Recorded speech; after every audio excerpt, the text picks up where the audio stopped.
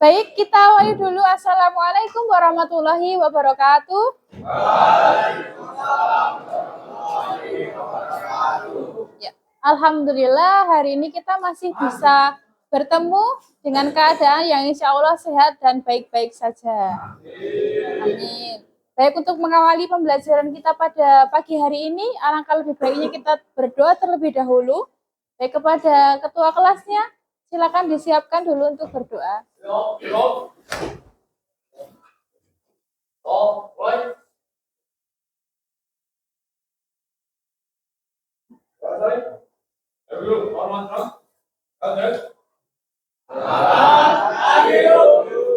Baik, selamat pagi semuanya.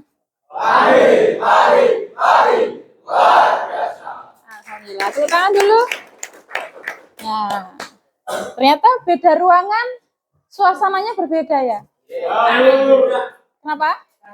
Sangat beda. Alhamdulillah kita bersyukur punya ruang kelas yang sangat bagus ini. Apalagi penghuninya pasti lebih bagus, ganteng. Nggak ada yang cantik ya kami seorang. Baik, kita presensi dulu. Hari ini apakah ada yang tidak hadir? Ada siapa? Bobby. Mas Bobby Nugroho, kenapa tidak masuk? Oh, izin ya. Baik, untuk Mas Kendrick sudah masuk ya? Bagaimana latihannya? Alhamdulillah. Lombanya sudah belum? Lombanya sudah? Sudah. Juaranya sudah? Kalah? Enggak apa-apa. Yang penting itu apa toh? Pengalamannya. Jadi kalah menang itu urusan nanti. Yang penting berusaha, hasilnya apapun itu kita ambil pengalamannya. Kan di sini yang pengalamannya paduan suara hanya Mas Kendrick saja toh. Nah, jadi harus bersyukur, harus berbangga diri. Nanti teman-temannya juga akan menjadi juara-juara yang lain. Ini kelihatan nih muka-mukanya nih. Baik, kita mulai dulu pembelajaran pada pagi hari ini masih sama di persamaan kuadrat. Yang kemarin? Minggu kemarin berarti ya? Apa? Bentuk kuadrat. Kuadrat sempurna. Jenis-jenis akar. Yang sana apa? Di sana? Kalau ada persamaan kuadrat, apa yang harus kita cari dulu? A, B, C-nya dulu. Nah, kemarin kita masih ingat tidak pelajaran tentang D? D itu apa kemarin masih ingat? Diskriminan. Kalau D-nya sama dengan 0, berarti akar-akarnya bagaimana? Akarnya kembar. Baik, kita lanjutkan. Nah, tinggal dua materi saja. Yang pertama tentang jumlah dan hasil kali akar-akar persamaan kuadrat. Nah, yang dipelajari hanya apa? Jumlah dan kali. Sudah pasti bisa kan? Cuma tambah-tambahan dan perkalian saja. Terus yang kedua, menyusun persamaan kuadrat yang diketahui akar-akarnya. Nah, bagaimana nanti kita alangkah lebih baiknya mengetahui tujuan pembelajaran dulu. Yang pertama, peserta didik dapat menentukan jumlah dan hasil kali persamaan kuadrat, seperti yang pertama tadi. Yang kedua, peserta didik dapat menyusun persamaan kuadrat yang diketahui akar-akarnya. Nah, seperti apa nanti? Kita perlu sebuah motivasi dulu. Apa ini? Kalau dari saya dulu ya. Yang dari kalian persiapkan dulu. Motivasi kita hari ini apa? Kalau dari saya hari ini adalah masalah adalah kesempatan untuk belajar. Jadi jangan takut dengan masalah. Hadapi masalah, tapi jangan membuat masalah. Nah, karena berawal dari masalah itulah kesempatan kita untuk belajar. Kalah juga untuk belajar juga iya. Menang juga belajar, pasti. Jadi semuanya itu harus belajar. Baik, kita lakukan pretest dulu untuk mengetahui seberapa kemampuan kalian terhadap materi kita pada hari ini.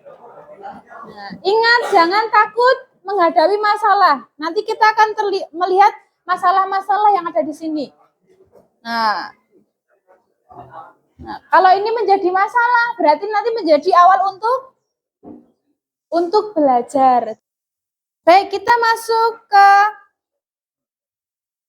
materi yang pertama.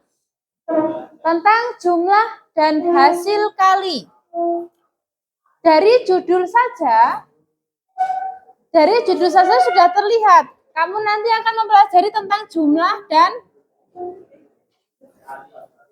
kali. Ya, ngobrol berhenti dulu. Jumlah dan hasil kali akar-akar persamaan kuadrat. Masih ingat bentuk ini? Dikurangi akar B kuadrat N 4AC. Nampak diskriminan tidak di situ? Diskriminannya yang mana kemarin? Betul.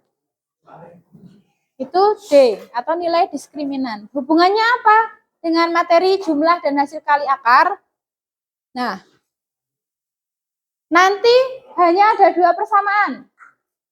Pasti, karena hanya ada jumlah dan kali saja. Kalau persamaan kuadrat, akar-akarnya itu X1 dan X2.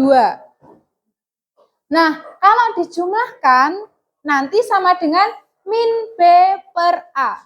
Masih ingat yang ini?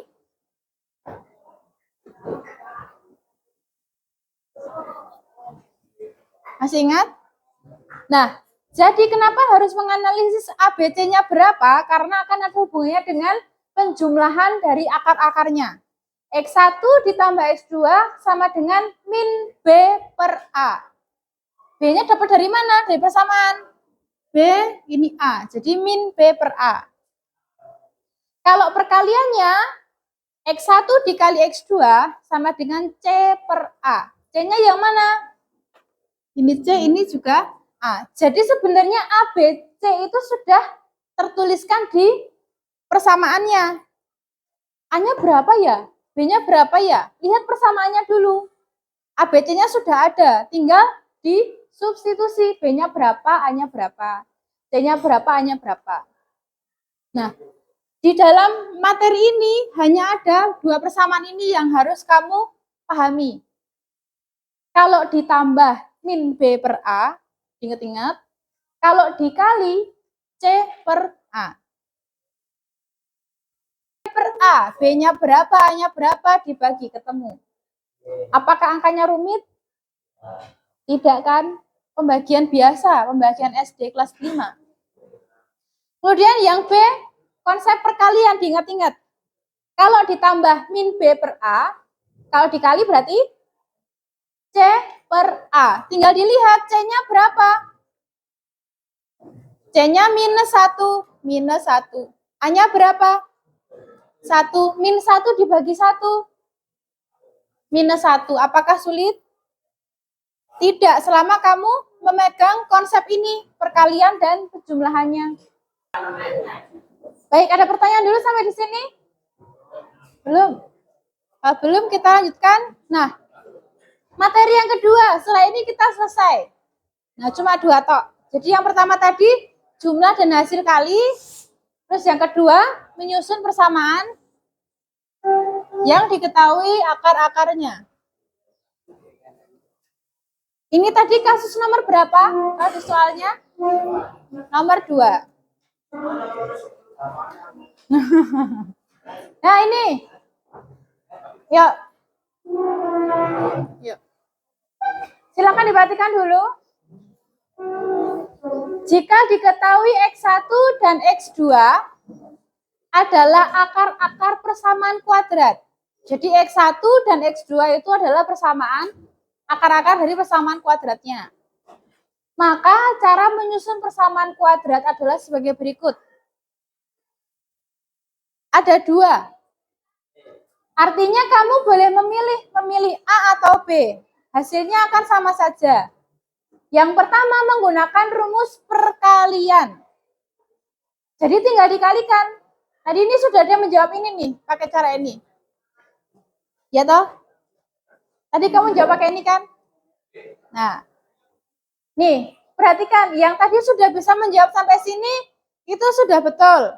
Tinggal nanti hitungan ke bawahnya. Yang pertama, tinggal dikalikan saja rumus perkalian faktor.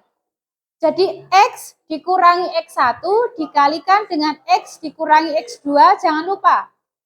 Karena ini persamaan, jadi harus sama dengannya apa harus? Harus 0, karena itu sebuah persamaan. Nah, yang kedua ini agak panjang. Menggunakan rumus jumlah dan hasil kali akar. Kaitannya dengan materi yang tadi. Nah, bentuknya ini. Kalau murid biasanya menggunakannya ini. Karena tinggal dimasukkan X1-nya berapa, X2-nya berapa, udah tinggal dimasukkan aja. Tapi kalau ini harus cari dulu. Dijumlahkan dulu berapa, kalau dikalikan berapa harus cari dulu. Nah, rumusnya seperti ini. Untuk lebih jelasnya bedanya di mana? Dulu. Kita langsung ke contoh soalnya dulu.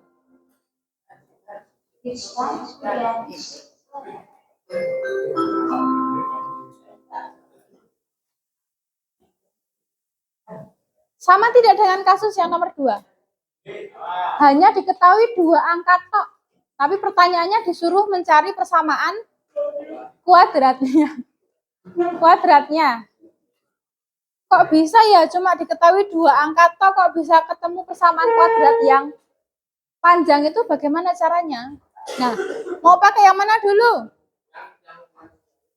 Mau pakai yang cara 1 dulu atau cara 2? Cara 1 dulu ya, karena ini yang paling mudah. Nih. Tadi kan persamaannya ini kan? Yang cara 1 dengan 0, jangan lupa 0-nya. Nih. Biar lebih jelas ini. Nih. Ini X1-nya kita misalkan yang mana? Yang X1-nya yang mana? Bebas. Ya, kita gunakan waktu dengan sebaik-baiknya.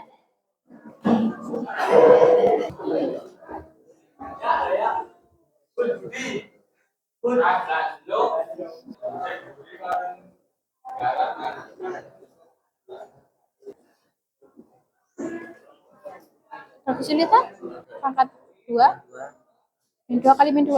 Plus 4. 4 ini 4. Kurangi 2 dikali min 3. Min 6. Dikurangi. Nih, yang satu ini nih. Jadi tipe soalnya ini ada 2. Jadi yang nomor 1 yang dikerjakan nanti ada kelompok lain yang sama soalnya.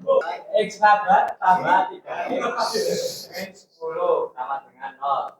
A-nya sama dengan 1, B-nya sama dengan 3, dan C-nya 9. Dengan post test. Nih, karena biar cepat aja. Post.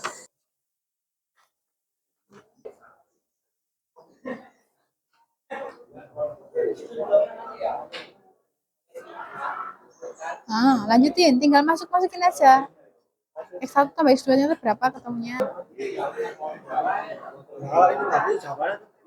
Iya. Tinggal dimasukkan nanti ke X1 ditambah. Baik, terima kasih. Sudah berakhirlah kita pada pertemuan hari ini. Untuk pertemuan depan adalah fungsi kuadrat.